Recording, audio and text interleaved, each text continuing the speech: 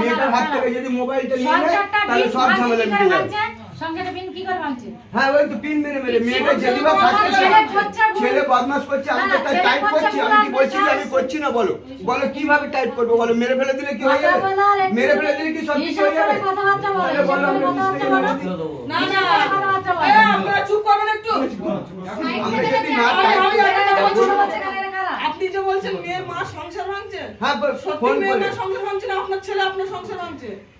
আমি ছেলে তো রিলেশনে বদমাশি কে করছে জড়িয়েছে? মেয়ের আমার মা কথা না শুনুন। আপনার ছেলে? ছেলে তো বদমাশি করছে আমি তো গার্ড দিচ্ছি না তাহলে সে তার উনি মেয়েকে যে এত না- ইয়ে করছে মেয়েটাকে নাচাচ্ছে কেন আমি তো বুঝিয়ে পারি মেয়েটাকে তাকে তো নাচাচ্ছে। রাখতে আরে তো বাবা, বাচ্চা ছেলে নাচাবার কি আছে এর ও মধ্যে? তো বাচ্চা মেয়ে ওই মেয়েটা তো একবার বিষ খেয়েছিল, ফের যদি কিছু করে বসে তার দায়িত্ব ছেলেটাও তো বিষ খেয়েছিল বলে মেয়েটা ভালোবাসা অন্যায় করে তো ও মুখে। করছে, অন্যায় তো এটা ও তো করছে। এর আগে এও বিষ খেয়েছিল তখন বলে বউ ভালোবাসা অন্যায় তো করছে ও তুমি করছে। এটা এর বুঝছো না কাছ থেকে ফোন নিতে বলছেন কেন? এ কি প্রেম করছে নাকি কোথাও? এর কাছ থেকে ফোন ফোনটা নিয়ে তো বাম্মার সাথে কথা হচ্ছে নিয়ে তিনটা মারছে ওই তো ওই প্রথম যখন তোমার নাম কি? শাবিনা? শাবিনা। আচ্ছা, তোমার তুমি আমাদের কাছে দরখাস্ত দিয়েছিলে? তা তোমার কি বিষয়ে দরখাস্ত দিয়েছিলে?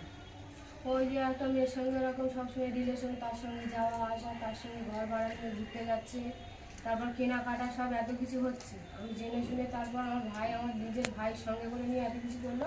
আমার ভাই আমাকে জানানোর পর এতবার বুঝালো, আমার বুঝলো না। আমার পেটে এক বাচ্চা, আমার হাতে কোলে এক বাচ্চা নিয়ে আমি লাস্ট আমি এক কারো না বলে না শুনে আমি চলে গেলাম। গিয়ে এত কিছু হলো আবার নিয়ে জেনে শুনে ওরাতে তাওয়ালটা নামাও। একবার জানিয়েছি দিদিদের, জানানোর পর ওরা জেনে শুনে ওরা নিয়ে গিয়ে আবার এরকম আমার সাথে অত্যাচার করছে। এতবার বোঝাচ্ছি সেটাও শুনছে না, আবার ওই কাজ করছে যে তুই তোর জায়গায় আছিস, ও ওর জায়গায় আছে, তোর কি অসুবিধা। যার কারণে আমার বাচ্চা পেটে আমি সেই অবস্থায় আমি কার্পিন তেল খেয়ে আমি মরে যাচ্ছিলাম।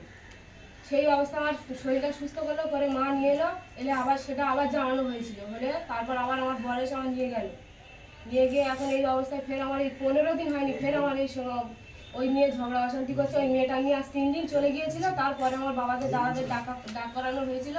ওরা জিজ্ঞেস করছে, ওরা ওদেরকে বলছে যে আমি ওর ছাড়া বাঁচবো না, ওকে বিয়ে করবো, ও আমি কী করবে করতে। এটা কতদিন ধরছে রে? এটা 7-8 মাস হচ্ছে এরকম করছে।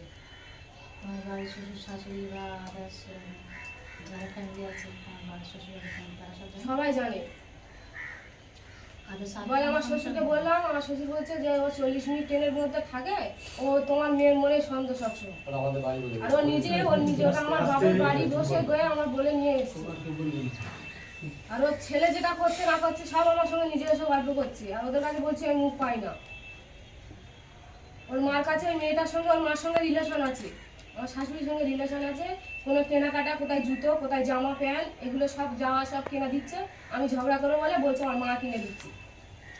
ঘর ভাড়া নিয়ে তার নিয়ে সারাদিন কাজে নাম করে সেটা চলেও যাচ্ছে।